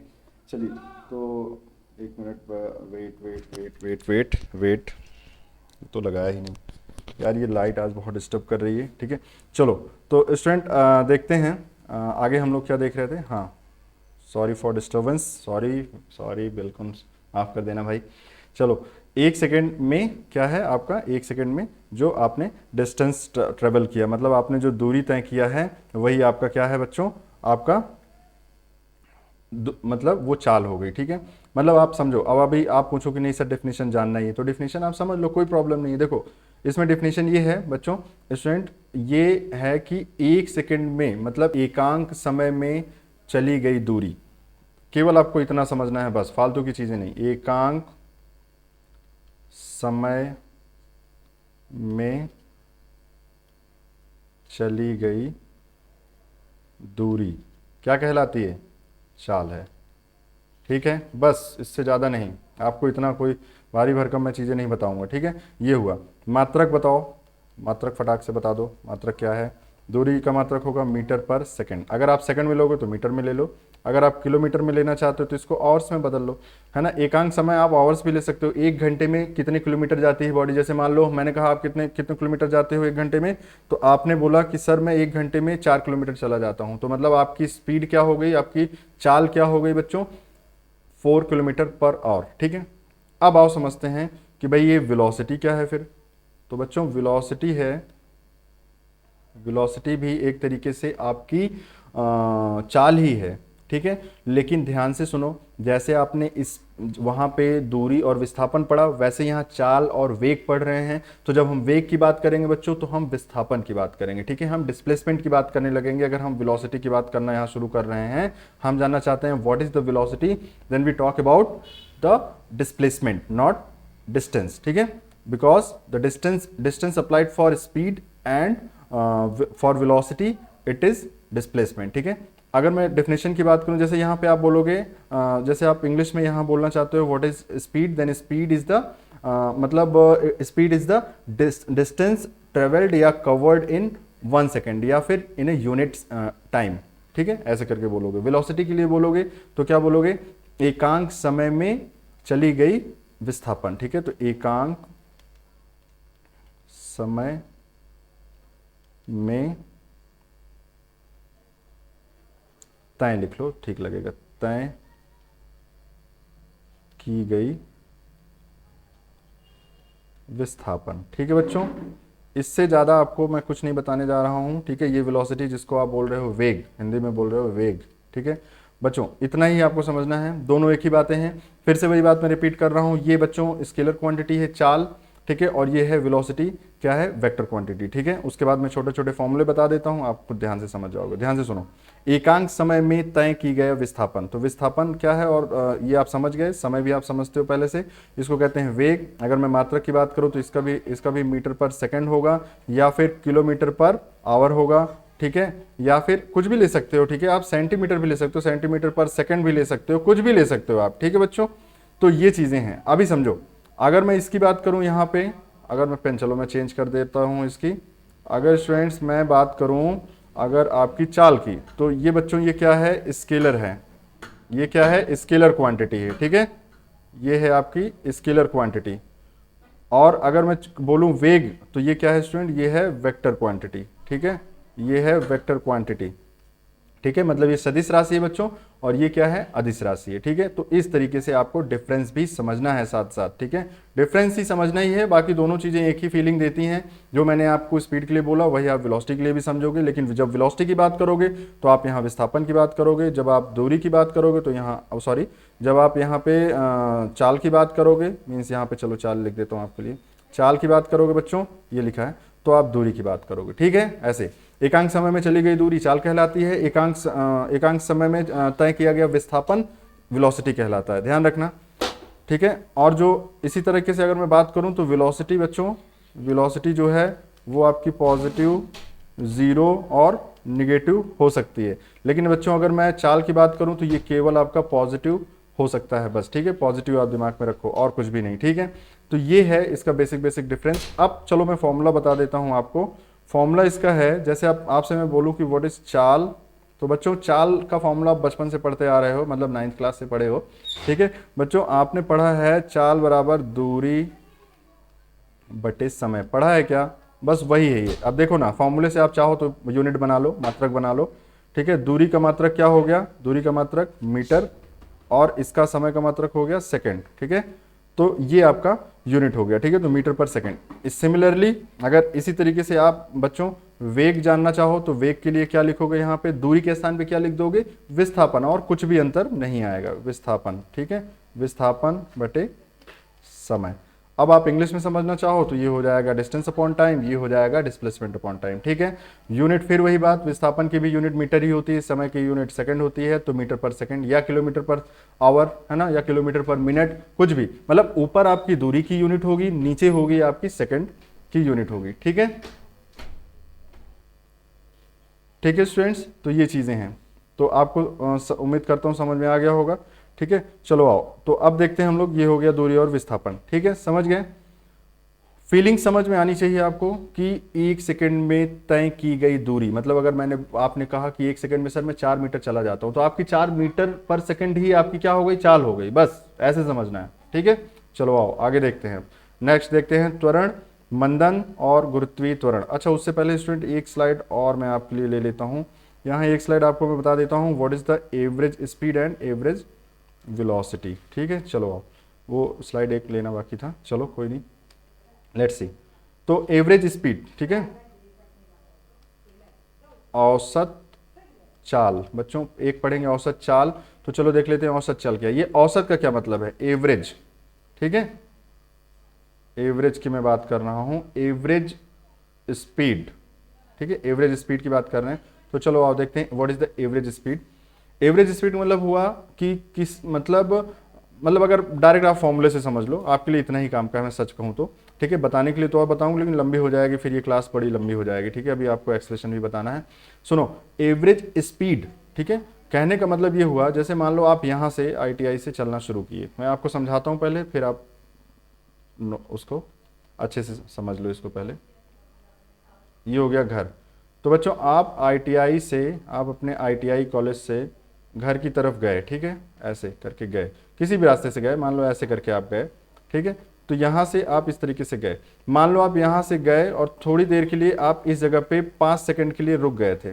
ठीक है बच्चों, 5 सेकंड के लिए आप इस जगह पे किसी पोजीशन, मतलब ये ITI पोजीशन ए मान लो, पोजीशन ए 5 सेकंड के लिए रुके, फिर आप थोड़ी देर चले, थक गए थे, फिर आप 10 सेकंड के लिए यहाँ फिर रुके हो बच्चों, फिर यहाँ रुक गए हो। ठीक है, पोजीशन बी पे, और यहाँ पे आप निकले थे 6 बजे और यहाँ निकले बच्चों पहुँचे आप 7 बजे। ठीक है, ये लैंग्वेज मैं लिख रहा हूँ वो मैसेज वाली, है ना, समझ लेना। ठीक है, 6 AM पे आप निकले, 7 AM पे आप घर पहुँचे, जिसमें आप 5 सेकंड ए पे रुके हो, 10 सेकंड बी पे रुके हो। लेकिन अगर आपसे मैं बोलूं कि ये रुकने का क्या आप जोड़ोगे, भाई रुके थे आप तो उस समय आपकी विरामावस्था थी, लेकिन क्या इसको भी आप ऐड करोगे, तो जी हाँ, ये भी ऐड हो जाएगा। मतलब आपको ये समझना है कि समय का अंतर कितना है, आपको ये जानना है, यहाँ रुके, क्या हुआ क्या नहीं हुआ उससे मतलब नहीं है। ITI से आप घर 1 घंटे में पहुंचे हो, 6 बजे से 7 बजे के बीच में आपका 1 घंटा हुआ, आप कितनी देर बीच में रुके उससे मतलब नहीं है, वो भी उसी में काउंट हो चुका है। ठीक है, हम ये मान के चल रहे हैं कि आप उस समय गति कर रहे थे। ठीक है, तो ये हुआ आपका एवरेज स्पीड। ठीक है, कैसे निकालोगे भाई, स्पीड चाल को आप क्या बोलते थे, लिखते थे दूरी बटे समय। ठीक है, लिखते थे समय, लेकिन अभी यहां पे अगर आप एवरेज की बात करने लगोगे, एवरेज स्पीड मतलब औसत चाल की बात करोगे, तो यहां बोलोगे कुल दूरी बटे कुल समय। ठीक है, कुल समय। अब ये कुल जो मैंने लगाया है वो यही मीनिंग है कि अगर आप रुक भी गए हो बीच में, वो भी काउंट हो गया, क्योंकि आपने 2 बिंदुओं के बीच में आपने औसत चाल निकाली है। ITI से घर जाने के बीच में आपको 1 घंटे लगे, तो यहाँ पे आपको कुल समय 1 घंटा ही लेना है, 1 आवर्स लेने हैं, ना कि आपको ये 15 सेकंड घटाने नहीं है उसमें, समझ रहे हो, इसको कहते हैं कुल समय। ठीक है, तो बच्चों आपके लिए जो औसत चाल है वो है कुल दूरी, कुल तय की गई दूरी बच्चों अपॉन कुल समय, ये है, याद रखना इस चीज को। ठीक है, और ये क्या है जनरल, ये तो चाल है बच्चों, ये आपका चाल हो गया। ठीक है, ये आपका चाल हो गया केवल, यहाँ पे कुल तय की गई दूरी अपॉन कुल समय। ठीक है, तो जो भी दूरी तय की गई है और कितना उसमें टोटल टाइम लगा है वो है। ठीक है, इसके अलावा भी अगर आप एग्जांपल लेना और चाहो तो आप सिंपल से, आप जैसे बाइक से जा रहे हो अपने घर से या कहीं भी जा रहे हो, तो ऐसा तो है नहीं कि आप एकदम बराबर स्पीड पे ही चलते जाते हो, ऐसा तो होता नहीं, कम ज़्यादा, कहीं थोड़ा सा रुक भी गए, ब्रेकर आया एकदम रुक गए, फिर से आगे बढ़े, तो आपकी हर समय स्पीड आपकी अलग अलग है। वो स्पीड ओवरऑल आपकी क्या स्पीड बन रही है आप कैसे समझ पाओगे, वो आप तब समझोगे जब आपको ये पता चल जाएगा कि आपने ITI से घर तक जाने में, मतलब या फिर जो भी आप बोल रहे थे अभी कि घर से आप कहीं तक जाने में टोटल आपने कितना समय लगाया, जितना समय लगाया और कितनी दूरी थी, मान लो 5 किलोमीटर थी, आपने 1 घंटे लगाया, तो 5/1 मतलब 5/1, 5 किलोमीटर पर आवर्स निकला आपका, समझ पा रहे हो, 5 किलोमीटर थे, 1 घंटे लगाया आपने, तो 5 किलोमीटर पर आवर के एवरेज स्पीड से गए हो, ना कि स्पीड बोलोगे, क्योंकि स्पीड तो आपकी अलग अलग जगह पे अलग अलग थी बच्चों, स्पीड तो आपकी जो है अलग अलग जगह पे अलग अलग थी, लेकिन आपने एवरेज स्पीड बोला है, ये आपने जो बोला है ना वो क्या है बच्चों, एवरेज स्पीड है। ठीक है, समझ पा रहे हो, वो हो गई आपकी एवरेज स्पीड। ठीक है, अब इसी तरीके से मैं कहूं अगर औसत वेग, बच्चों औसत वेग में बोलूं तो फिर वही बात, समझने के लिए आप चाल वाली जो बातें समझे हो सेम वही अप्लाई होता है, लेकिन ये चाल स्केलर है, वेग वेक्टर है, ठीक है, ये पॉजिटिव हो सकता है, मतलब ये चाल केवल पॉजिटिव हो सकता है, केवल धनात्मक हो सकता है, और औसत वेग पॉजिटिव नेगेटिव जीरो तीनों हो सकता है। ठीक है बच्चों, तो यही डिफरेंस है, स्केलर वेक्टर का मेजर एक डिफरेंस है, जिसमें आपको पता चलता है कि चाल अगर आप बताओगे तो कोई दिशा की जरूरत नहीं है, लेकिन अगर आप वेग बताओगे तो दिशा की जरूरत है। ठीक है, अब आप सोच रहे हो कि औसत वेग की किधर दिशा होगी, औसत वेग की दिशा होगी बच्चों आईटीआई से घर की तरफ। क्यों? क्योंकि आप आईटीआई से घर की तरफ गए थे, मतलब अपने घर से अगर आप कहीं भी जाते हो तो जिस दिशा में ओवरऑल आप गए वो दिशा औसत वेग की दिशा होगी, मतलब वही विस्थापन की दिशा ही आपकी औसत वेग की भी दिशा होगी। ठीक है, तो औसत वेग बराबर क्या होगा? कुल तय विस्थापन। ठीक है बच्चों, कुल विस्थापन अपॉन कुल समय। ठीक है, तो ये हुआ आपके लिए। ठीक है, ध्यान रखना इस चीज को, ये चीजें हैं औसत। ठीक है, कुल तय की गई जो विस्थापित है ना लेंथ है, वो आपका कुल समय में कितना है, वही हो गया औसत वेग। ठीक है बच्चों, आपको मैं एक चीज थोड़ा थोड़ा यहाँ पे और बता दूं, जैसे आप दूरी को और मतलब दूरी को डी से, ठीक है, और विस्थापन को बच्चों एस से शो करते हैं। ठीक है, यहाँ थोड़ा बता दे रहा हूँ, वहाँ ध्यान से उतर गया था।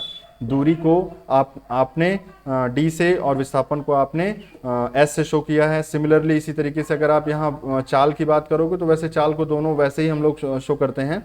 ठीक है, चाल को आप यू वी से भी शो करते हो, जैसे यू को आप बोलोगे तो बोलोगे इनिशियल वेलोसिटी, ठीक है, या मतलब शुरुआत की जो आपने जिस जिस चाल से, जिस वेग से आपने शुरू किया वो है u, और जिस वेग से आप वहां किसी जगह पे पहुंचे वो है v, अंतिम। ठीक है, अंतिम वेलोसिटी मतलब जिसको कहते हैं फाइनल वेलोसिटी, v से शो करते हैं। ठीक है बच्चों, समय को आप जानते ही हो कि t से शो किया जाता है समय को, तो ठीक है, ये चीजें भी आप साथ ही साथ याद कर लो, इसको ध्यान रखोगे। चलो आगे बढ़ें। ठीक है, तो औसत वेग और औसत चाल आप उम्मीद करता हूं समझ गए होंगे। इसमें मेन लॉजिक यही है कि आप भाई एक जगह से दूसरी जगह गए, आपको टोटल टाइम लगा, मान लो कुछ भी एक पर्टिकुलर टाइम टी लगा, वो कितने टाइम मतलब कितनी दूरी आपने तय किया, बस इतनी सी बात है। अब अगर मैं इनके फॉर्म में यहाँ पे फॉर्मूला लिखना चाहूँ तो आपको मैं अगर मैं बोलूँ कि बताओ भैया कि क्या है चाल, तो चाल के लिए आप u या v में से कोई भी सिंबल यूज कर लो, u, और चाल बराबर क्या हो जाएगा? दूरी बटे, तो दूरी के लिए बोलोगे d/t। ठीक है, दूरी बटे समय। ठीक, तो ये हो गया। अगर मैं आपसे बोलूं वेग, तो वो u divided by s divided by t हो जाएगा। ठीक है बच्चों, अगर मैं ये बोला हूं तो इसका मतलब ये क्या मैंने बोल दिया, ये वेलोसिटी है। ठीक है, और अगर मैंने ये बोल दिया जिसमें आपने d लिख रखा है, ठीक है, ध्यान सुनो, ये d लिख रखा है, ये स्पीड हो गई। ठीक है बच्चों, यूनिट आप सेम है, जान ही रहे हो, यूनिट आप जानते हो कि मीटर पर सेकंड कॉमन है, यूनिट और किलोमीटर पर सेकंड मतलब सॉरी किलोमीटर पर आवर, ये आपकी हो गई। ठीक, तो ये चीज़ें हैं आपको। ठीक है, उम्मीद करता हूँ आपको समझ में आ गया। ये आप जरूर ध्यान रखना, ये चीज़ें ठीक है ये बच्चों, ये और ये, ठीक है, और ये सिंबल्स, ठीक है, क्योंकि आगे अभी इसको सिंबल्स का यूज़ करने वाले हैं। ठीक है स्टूडेंट्स, चलो आओ देखते हैं, देखें जरा तो टाइमिंग क्या हो गई है। हाँ भाई, आपको अब फटाफट और बता देता हूँ मैं। देखो नेक्स्ट आपका बच्चों है त्वरण, मंदन और गुरुत्वीय त्वरण। ठीक है बच्चों, तो देखो त्वरण क्या है, सीधे सीधे समझो, त्वरण, ठीक है, जिसको आप बोल रहे हो इंग्लिश में एक्सेलरेशन। ठीक है स्टूडेंट, एक्सेलरेशन क्या है? जैसे आपने पढ़ा कि समय के साथ मतलब दूरी में परिवर्तन, मतलब कितनी दूरी तय की गई किसी पर्टिकुलर टाइम में, उसको आपने कहा चाल। वैसे ही समय के साथ वेग में परिवर्तन, ध्यान से सुनो, त्वरण क्या है? समय के साथ वेग में परिवर्तन, वेग में परिवर्तन बच्चों। ठीक है, समय के साथ वेग में परिवर्तन मतलब परिवर्तन की दर, एक तरीके से कह लो, समय के साथ वेग में परिवर्तन की दर। ठीक है बच्चों, दर का मतलब है वो डिवाइड करना। ठीक है, समय के साथ वेग परिवर्तन की दर, ठीक है, क्या कहलाते हैं बच्चों? वो त्वरण है। ठीक है, चलो आओ देखते हैं। अब आपको इसको मैं फीलिंग देता हूं। फीलिंग ये है इसकी, जैसे मान लो आप शुरू किए थे तो आपकी स्पीड इतनी ज़्यादा तो रही नहीं होगी। मान लो आपने बाइक स्टार्ट किया, एक्सेलेटर देखो ना, एक्सेलेटर वही है, ये वही एक्सेलेरेशन की बात हो रही। ठीक है, तो आपने घुमाया, जैसे जैसे घुमाने लगे थोड़ा सा स्पीड और तेज होने लगी। तो शुरू में स्पीड कम थी, फिर ज़्यादा, फिर ज़्यादा, फिर ज़्यादा, फिर ज़्यादा और ज़्यादा होती धीरे धीरे चली गई, जैसे जैसे आपने एक्सेलेटर को और घुमाया। ठीक है, तो इसमें कहा यह गया है कि समय के साथ वेग में परिवर्तन की दर, ठीक है, समय के साथ वेग में परिवर्तन की जो दर है वो आपको क्या है? त्वरण कहलाना है। मतलब धीरे धीरे जो ये स्पीड बढ़ रही है, जो ये वेलोसिटी बढ़ रही है, स्पीड मत बोलो, वेलोसिटी बोलो, धीरे धीरे जो ये वेलोसिटी बढ़ रही है समय के साथ, इसी को हम लोग त्वरण कहते हैं। मतलब वेलोसिटी की जो बढ़ने की दर है, जो वेलोसिटी का जो रेट ऑफ चेंज है, मतलब अगर आप इंग्लिश में लिखना चाहो तो देखो, rate of change in velocity, ठीक है students, with respect to time. देखो ये समझ में आ रहा होगा जो इंग्लिश मीडियम वाले हैं, विद रिस्पेक्ट टू टाइम, ठीक है बच्चों। ये आपको क्या है, ये आपका एक्सेलरेशन है, ठीक है, ये आपका एक्सेलरेशन है, ठीक है स्टूडेंट। ये इंग्लिश और हिंदी में डेफिनेशन हो गई। अगर मैं इसका फॉर्मूला बनाऊं, चलो नोटेशन क्या है, नोट कैसे, रिप्रेजेंटेशन, रिप्रेजेंटेशन मतलब कैसे हम लोग सिंबल बनाते हैं, इसको लिखते हैं ए से बच्चों, ठीक है। अब जैसे मैंने कहा ये वेग में परिवर्तन की दर है, तो इसका मतलब जो ए की जो वैल्यू है, मतलब जो ए का फॉर्मूला है वो है वेग में परिवर्तन की दर, परिवर्तन की दर, ठीक है। अच्छा एक चीज मैं आपको यहाँ और बता देता हूँ, जहाँ जो मैंने ये बताया ना बच्चों, इसमें अगर आप इसको इस तरीके से लिखोगे तो थोड़ा और ये ठीक हो जाएगा। डी मैंने लिख दिया, इसको डी बाई डी टी लिखो, या फिर नहीं, डी दोनों तरफ हो जाएगा, ये भी ठीक नहीं लग रहा है, ठीक है, ऐसे लिखो आप इसको। इसमें भी परिवर्तन की ही बातें हो रही हैं, तो इसलिए हम लोग वैसे ही करते हैं। यहाँ स्टूडेंट इसको हम लोग डेल्टा ऐसे बनाते हैं, ध्यान से सुनना। डेल्टा का मीनिंग क्या है, आज के बाद आप कभी मत भूलना, डेल्टा का मतलब है चेंज, बदलाव, ठीक है। तो दूरी में बदलाव और समय में बदलाव, मतलब एक समय में बदलाव का मतलब क्या हुआ, 5 सेकंड 10 सेकंड कुछ भी चेंज हुआ होगा ना कि इतने समय में इतनी दूरी तय हुई, और सेम वही चीज विस्थापन में बदलाव, समय में बदलाव, ठीक है। Rate of change in displacement called velocity, rate of change in distance called speed. Similarly, the rate of change in velocity, rate of change in velocity, rate of change in velocity is called, rate of change in velocity is called acceleration। बच्चों समझ में आ गया, ठीक है, आ गया बिल्कुल। चलो आओ, तो A इक्वल टू हो जाएगा rate of change in velocity v divided by change in time. तो ये है आपका एक्सेलरेशन का फॉर्मूला। फिलहाल के लिए आपको A equals to v by t दिमाग में रखना है, ये फॉर्मूला कई जगह यूज होगा, यही है वो, ठीक है। चेंज को इसको डायरेक्ट मैंने v लिख दिया आपका, एक तरीके से उसकी वैल्यू लिख दिया, ठीक है, तो उसे घबराने की जरूरत नहीं है, ये लगभग सिमिलर वही चीजें हैं, ठीक है। चलो आओ, तो ये त्वरण हो गया। अभी अगर मैं पूछूं, हाँ चलो थोड़ा यूनिट बता देते हैं इसकी, भाई ज़्यादा भाग रहे हैं क्या, मात्रक है ना, सर जी भाग रहे हैं, ये तो मोशन पकड़ लिया है ना। चलो मात्रक, तो मात्रक हो जाएगा बच्चों, वेलोसिटी का मात्रक क्या होता है, मीटर पर सेकंड, और समय का मात्रक क्या होता है, समय का नीचे लिखेंगे उसको, समय ये हो गया सेकंड। तो देखा जाए तो इसका मात्रक बन गया मीटर पर सेकंड, सेकंड मिला के हो गया सेकंड स्क्वायर, ठीक है। अगर इसको आप किलोमीटर पर आवर में लिखोगे तो किलोमीटर पर आवर स्क्वायर, ठीक है, याद रखना ये है इसका मात्रक। अब अगर मैं बोलूं कि ये किस तरीके की राशि है, तो बच्चों क्योंकि वेलोसिटी से रिलेटेड बात हुई, ध्यान से सुनो, वेलोसिटी से रिलेटेड बात हुई, तो velocity is the vector quantity, इसका मतलब एक्सेलरेशन मतलब त्वरण भी क्या है, वेक्टर है, ठीक है। वेक्टर मीन्स सदिश राशि, सदिश राशि है, ठीक है। अगर आप पूछो कि इसकी दिशा किधर है बच्चों, तो जैसे मैंने आपको बताया था कि वेग की दिशा विस्थापन की दिशा होती है, वैसे ही आप ध्यान से सुनो, जो इसकी दिशा है बच्चों वो होती है वेग की दिशा, वेग की दिशा, ठीक है। और अगर वेग की दिशा की मैं बात करूं तो किसकी दिशा, विस्थापन की दिशा, मतलब विस्थापन की डायरेक्शन, समझ पा रहे हो, अच्छा लग रहा है, ठीक है, विस्थापन की दिशा, ठीक है। शॉर्टकट तरीके से फिल्टर्ड कंटेंट बता रहा हूं आपको, बहुत टाइम पास नहीं कर रहा हूं, इस वजह से मैं बहुत लिखना नहीं चाहता, आप सुनते जाओ, मैं ऐसे ही इतने एग्जैक्ट वर्ड्स में आपको बताने की कोशिश कर रहा हूं कि आपको इतना ज़्यादा लिखने की जरूरत नहीं है, बस सुनो लेक्चर को, नहीं समझ में आता एक बार फिर से प्ले करके सुन लो, सब समझ में आ जाएगा, ठीक है। तो त्वरण हो गया, आपने इसका मात्रक समझ लिया, ये सदिश राशि है ये समझ लिया बच्चों, आपने फॉर्मूला ये समझ लिया, ये फॉर्मूला जरूर याद रखना, ठीक है। और अगर डेफिनेशन याद करना हो तो rate of change in velocity with respect to time is called acceleration, समय के साथ वेग में परिवर्तन की दर क्या कहलाती है, त्वरण कहलाती है। समय के साथ दूरी में परिवर्तन की दर क्या कहलाती है, आपकी चाल कहलाती है। समय के साथ विस्थापन में परिवर्तन की दर क्या कहलाती है, वेग कहलाती है, ठीक है, समझ गए। चलो आओ मंदन की बात करते हैं। मंदन भी एक तरीके की वही बात हो गई भाई, मंदन मंदन मंदन रिटार्डेशन की जिसको बात करें हम लोग, तो मंदन बच्चों एक त्वरण ही है, लेकिन आप मुझे बताओ, छोटा सा अंतर है, आपने गाड़ी स्टार्ट किया, धीरे धीरे धीरे धीरे स्पीड बढ़ने लगी तो उसको कहते हैं त्वरण, लेकिन अगर गाड़ी आप ब्रेक लगाए और रुकने लगी, धीरे धीरे धीरे धीरे स्पीड डाउन, तो उसको कहते हैं मंदन, ठीक है। तो समय के साथ वेग परिवर्तन की जो दर है वो तो त्वरण कहलाती है, लेकिन वेग का जो परिवर्तन है वो पॉजिटिव है, कहने का मतलब वेग बढ़ रहा है, वेग बढ़ रहा है, ठीक है। लेकिन मंदन में क्या होगा, वेग घट रहा होगा, ठीक है, और कुछ भी डिफरेंस नहीं है, ध्यान से सुनना, ये त्वरण ही है, लेकिन इसमें जब आप समय के परिवर्तन की दर के साथ बात करोगे वेलोसिटी की, तो वेलोसिटी इसकी घट रही होगी। बस एक छोटा सा मेरा लॉजिक समझ लो, ब्रेक मारे धीरे धीरे वेलोसिटी घटने लगी तो उसको कहते हैं मंदन, ठीक है। आपने एक्सीलरेटर बढ़ाया, घुमाया तेजी से, स्पीड डाउन थी, धीरे धीरे स्पीड बढ़ गई, मतलब वेलोसिटी बढ़ गई धीरे धीरे, उसको कहते हैं एक्सेलरेशन। बस इतना सा डिफरेंस, बाकी सेम है। ये भी वेक्टर क्वांटिटी है, इसकी भी यूनिट मीटर पर सेकंड स्क्वायर होती है, किलोमीटर पर आवर होती है, ठीक है। ये भी एक तरीके की विस्थापन की दिशा में इसकी भी दिशा होती है, ठीक है। तो मंदन को इंग्लिश में क्या बोलते हैं? रिटार्डेशन, ठीक है बच्चों। चलो तो इसको मैं ऐसे ही बोल दिया, अब समझ लो इसको, ठीक है। ये टोटल वही बातें हैं। अगर मैं आपसे बोलूं कि ग्रेविटेशनल एक्सेलरेशन, बच्चों ग्रेविटेशनल, ठीक है, ग्रेविटेशनल एक्सेलरेशन, ठीक है, यही वाला एक्सेलरेशन की बात करें। ग्रेविटेशनल एक्सेलरेशन, सिंपल सी बात, जल्दी से समझो।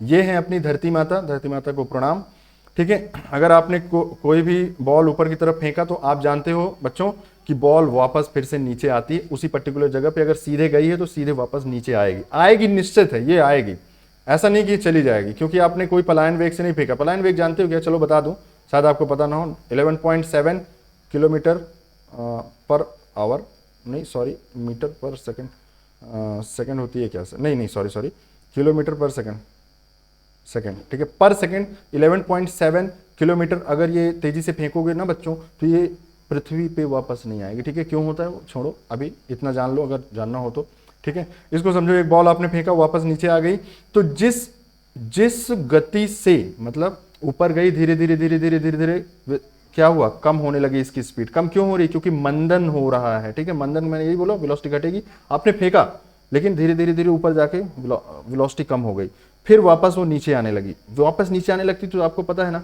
धीरे धीरे वेलोसिटी बढ़ने लगती है। तो जब वेलोसिटी बढ़ने लगती है तो बच्चों वो क्यों बढ़ने लगती है? इसका मतलब वो त्वरित गति है, मतलब उसमें त्वरण है कहीं ना कहीं। तो जिस त्वरण से पृथ्वी किसी वस्तु को अपनी तरफ खींचती है वो त्वरण गुरुत्वीय त्वरण कहलाता है। बस सिंपल सी बात है, उसको क्या कहते हैं हम लोग? गुरुत्वीय त्वरण कहते हैं, ठीक है, उसको गुरुत्वीय त्वरण कहते हैं। बस इतनी सी बात है, ठीक है, उसको गुरुत्वीय त्वरण कहते हैं बच्चों, ठीक है। चलो ये है, अब ध्यान से सुन लो, आपके लिए इंपॉर्टेंट है। उसको जी से शो करते हैं गुरुत्वीय त्वरण, जैसे इसको ए से शो करते थे, इसको भी ए से ही शो करते थे, ठीक है। लेकिन यहां बच्चों इसको हम लोग जी से शो करते हैं, स्मॉल जी। और ध्यान से सुन लो, इसकी वैल्यू कैलकुलेटेड है, मतलब ऐसा नहीं कि आपने बॉल फेंका तो गुरुत्वीय त्वरण दूसरा, आपने जो है कोई छोटा सा कंकड़ फेंका तो उसका अलग, रुई फेंका तो अलग, पेन फेंका तो अलग, पेंसिल फेंका तो अलग, ऐसा कुछ भी नहीं है। हर एक वस्तु उसी गुरुत्वीय त्वरण से ऊपर जाएगी और उसी गुरुत्वीय त्वरण से नीचे आएगी। ध्यान से सुन लो, हमेशा गुरुत्वीय त्वरण की वैल्यू एक ही होती है, और वो वैल्यू आपको पता भी है, 9.81 मीटर पर सेकेंड स्क्वायर। पता था ना? अच्छा, यहाँ पे तो मैं हूँ, ओके, यहाँ लिखता हूँ, स्मॉल जी बच्चों क्या है? 9.81 मीटर पर सेकेंड स्क्वायर, ठीक। याद रखना, इसको एकदम गांठ बांध लो। कभी कभी कैलकुलेशन के लिए 10 मीटर पर सेकंड स्क्वायर हम लोग ले लेते हैं, लेकिन आपको याद रखना है 9.81 होता है, ठीक है। 10 भी ले सकते हो कैलकुलेशन के लिए, लेकिन ठीक है, समझ पा रहे हो? ठीक है, चलो आओ तो आगे। अच्छा, विस्थापन की दिशा भी नहीं दिख रहा, दिख रहा होगा, मुझे उम्मीद है कि दिख रहा होगा, ठीक है। तो जी की वैल्यू हो गई 9.81, मतलब धरती माता किसी भी वस्तु को अपनी ओर जिस त्वरण से खींचती है उसको हम लोग क्या कहते हैं बच्चों? गुरुत्वीय त्वरण कहते हैं। 9.81 होती है इसकी वैल्यू, ये फिक्स्ड है। ये धरती माता सभी पे इतना ही लगाती है, किसी के साथ पार्शियलिटी नहीं है। धरती माता पे जितने इंसान हैं, पक्षी हैं, जीव हैं, सब एक ही जैसे हैं उसके लिए, ठीक है। तो जीवों की रक्षा करो, आप ही इंसान बन के हीरो मत बनो, ठीक है। जीवों की रक्षा करो, पेड़ पौधों को मत काटो, और जो जीव हैं उनको भी रहने दो जिंदा, ठीक है। मारो मत, शूटिंग मत करो, ठीक है। चलो आओ, ठीक है, माफ़ करना अगर आपको बुरा लगा होगा मेरी बात, तो है ना, कोई शिकारी किस्म के प्राणी होंगे अगर, तो ठीक है। चलो आओ आगे देखते हैं बच्चों, गति मतलब त्वरित गति का समीकरण। अभी आप समझो कि त्वरित गति क्या है, आपने बहुत अच्छे से समझा है, ठीक है स्टूडेंट। अब मैं आपको बताना चाहता हूं कि त्वरित गति जो है वो उसके समीकरण क्या है, मतलब आप कैसे फॉर्मूला बनाओगे जिसमें आपको त्वरण से भी संबंधित, मतलब त्वरण, वेग, चाल, दूरी, विस्थापन, इन सब में एक रिलेशन बन जाए। जैसे आप समझो, त्वरित गति का जो समीकरण, मतलब जो इक्वेशन है, बच्चों, वो आपको 4 चीजों में रिलेशन बताती है। आपको केवल इतना जो मैं बोल रहा हूं केवल उतना ही समझना है, तो बहुत सारी चीजें, अगर आप इंटर में होते तो आपको मैं पूरी पुराण बताता, लेकिन अभी आपको केवल उसका चाय में छन्नी से चाय निकालो, बस चाय पियो, काम खत्म, ठीक है। सुनो क्या है, आपको ये जो त्वरित गति के समीकरण है वो बेसिकली 3 होते हैं, ऐसे 3 समीकरण हैं। तीनों समीकरण में आपको कुछ ना कुछ रिलेशन दिए गए हैं, किसके किसके बीच में? ध्यान से सुनो, विस्थापन, ठीक। त्वरित गति की बात करें, त्वरण क्या है, वेक्टर क्वांटिटी, तो हम यहाँ पे सारी चीजें वेक्टर ही लेंगे, याद रखना सारी चीज वेक्टर लेंगे, केवल यहाँ एक टाइम है जो स्केलर है, ठीक है, अपवाद के रूप में, लेकिन वेक्टर क्वांटिटीज के साथ खेलेंगे। तो ये हो गया विस्थापन, ऐसे शो करते हैं। इनिशियल वेलोसिटी बच्चों u होती है ना, मतलब जो शुरुआत की वो है वेग है वो u है। अंतिम वेग बच्चों v होता है, ये v है, गलती से v है ये, ठीक है, v होता है, और समय t होता है, ठीक है। और त्वरण, ठीक है, त्वरण क्या होता है a। तो बच्चों इन पांचों भौतिक राशियों में, ठीक है, पांचों भौतिक राशियों में, ठीक है, संबंध स्थापित करने के समीकरण है ये, ठीक है बच्चों। और समीकरण ये होते कितने हैं, 1 2 3, और ये तीनों नाम से ही फेमस हैं, ठीक है, कि पहला समीकरण, दूसरा समीकरण, तीसरा समीकरण, तीनों समीकरण लिखते हैं। तो बच्चों फर्स्ट जो समीकरण है, मतलब पहला जो समीकरण है, फर्स्ट समीकरण है जो है, वो है बच्चों v बराबर u प्लस ए टी। कहाँ से आया, मत खोजो कहाँ से आया, आपको इतना ही काम है। ये देखो, ये समीकरण किस किस के बीच में संबंध बताता है, अंतिम चाल, शुरुआत की जो चाल है वो, त्वरण और समय में ये रिलेशन बताता है, ठीक है बच्चों। दूसरा समीकरण देखो, गर्मी बहुत है आज, ठीक है। दूसरा समीकरण देखो, s equals to u t plus half a t square, ठीक है बच्चों, ये हो गया। इसमें भी मत समझो कि कहाँ से आया, ये सीधे भेजे में, ठीक है। तीसरा समीकरण बच्चों देखो, तीसरा समीकरण है आपका v square is equals to u square plus 2as। इतना तो समझ रहे हो कि ये सब क्या लिखा है, ये है फाइनल वेलोसिटी, ये इनिशियल वेलोसिटी, ये एक्सेलरेशन, ये टाइम, ये डिस्प्लेसमेंट, ठीक है। तो बच्चों ये तीन समीकरण है, समीकरण 1, समीकरण 2 और समीकरण 3, एज इट इज, इसको ऐसे ही आप याद कर लो। क्या काम आएगा वो अगली क्लास में आपको खुद का खुद पता चल जाएगा, जब आप इसके न्यूमेरिकल सेशंस देखोगे, जब आप मल्टीपल चॉइस क्वेश्चन देखने लगोगे तो आपको समझ में आ जाएगा। लेकिन तब तक आप इसको याद जरूर कर लेना मेरे उस सेशन लेने से पहले तक, ठीक है। उम्मीद करता हूं कि आप बिल्कुल याद करेंगे, मेरी बात को आप समझेंगे, ठीक है। क्लास का लगभग 1 घंटे ये टाइम हो रहा है, ठीक है। थोड़ा सा और टॉपिक बचा है, उसको कवर कर लेते हैं, बस उसके बाद फिर आज की क्लास द एंड, ठीक है। उम्मीद करता हूं कि सब कुछ अच्छे से समझ में आया होगा बच्चों। नहीं यार, थोड़ा सा एक ब्रेक ले लो, हो सकता है 1 घंटे की लंबी क्लास और लगती हो आपको, क्योंकि आप बिल्कुल मुझसे बातें नहीं करते, बस मैं पढ़ा रहा हूँ, ठीक है। तो आपको बस धुआं करना है सब, बाकी और कुछ नहीं, ठीक है। तो सारी चीज़ें आप पढ़ते चलो। तो ये तीनों समीकरण हो गया बच्चों। अब इसी में आप माइनस भी यहां लगा सकते हो। देखो ध्यान से सुनना, पहले मेरी बात समझो, पहले ध्यान से सुन लो। ए क्या है, त्वरण है, और त्वरण बच्चों क्या है, ये सदिश राशि है। ये क्या है, सदिश राशि है, ये भी जानते हो। तो सदिश राशियां पॉजिटिव और निगेटिव दोनों हो सकती हैं, ये भी याद रखो, अभी याद करो इसको, ठीक है। सदिश राशियां पॉजिटिव और निगेटिव दोनों हो सकती हैं। पॉजिटिव अगर बात करोगे तो उसको त्वरण ही बोलते ही हैं बच्चों, लेकिन अगर आप निगेटिव के लिए लेने लगोगे, अगर ए को आप -a पुट करना चाहोगे तो उसको बोलोगे मंदन। क्या बोलोगे, उसको बोलोगे मंदन, ठीक है। तो जब आपकी वेलोसिटी घटने लगे तो ध्यान से समझ लेना, एक्सेलरेशन को निगेटिव में लेने लगो। तो यही तीनों समीकरण, v equals to u plus a t के नए स्थान पे -a लिख देंगे, s equals to u t -1/2 a t square लिख देंगे बच्चों, v square equals to u square -2as लिख देंगे, ठीक है। इसका कम यूज होगा, आपको मैं बताऊंगा, जहां यूज होगा वहां इसको कर लेंगे, ठीक है। एक्सेलरेशन माइनस में हो जाता है बस, और कुछ नहीं। यहाँ त्वरण में a लिखेंगे, यहाँ त्वरण में -a लिख देंगे, इतना ही है, बिल्कुल घबराना मत, ठीक है, इतना ही है, ठीक है बच्चों। ये चीजें हैं, ध्यान से समझ लो इसको, ठीक है। तो ये चीजें, आओ एक लास्ट स्लाइड आपके लिए, गुरुत्वीय प्रभाव से त्वरित गति के लिए जो समीकरण है बच्चों, वो आपको यहाँ देखना है और कुछ भी नहीं है। अब सीधे मैं समीकरण बताऊंगा, चीजें मैंने आपको बता दी, एस, यू, वी और टी में रिलेशन है, ठीक है। 5 भौतिक राशियों में रिलेशन है, ये देखो एस, यू, वी, टी और ए में रिलेशन है। तो उसी रिलेशन में यहां भी बात करेंगे, लेकिन बच्चों ध्यान से सुन लो, यहां इन्होंने कहा है गुरुत्वीय प्रभाव। गुरुत्वीय प्रभाव कौन लगाता है, धरती माता। कितने त्वरित गति से नीचे खींचती है, अच्छा हाँ, त्वरण। गुरुत्वीय त्वरण की अगर मैं बात करूं, गुरुत्वीय त्वरण की बात करूं तो बच्चों ये त्वरण जी बोला जाता है, जिसकी वैल्यू होती है 9.81। आप अगर मुझसे जानना चाहो, क्योंकि आप तो बोल पा नहीं रहे हो, तो इसलिए मैं खुद बता रहा हूं कि अगर इसकी डायरेक्शन बात करना चाहो, मतलब इसकी दिशा बताना चाहो, तो दिशा इसकी होगी पृथ्वी के केंद्र की तरफ। ध्यान से सुन लो, ये भी आता है, इसकी जो दिशा है वो बच्चों क्या होती है, पृथ्वी के केंद्र की ओर होती है, हमेशा हमेशा पृथ्वी के केंद्र, ठीक है, की ओर होती है।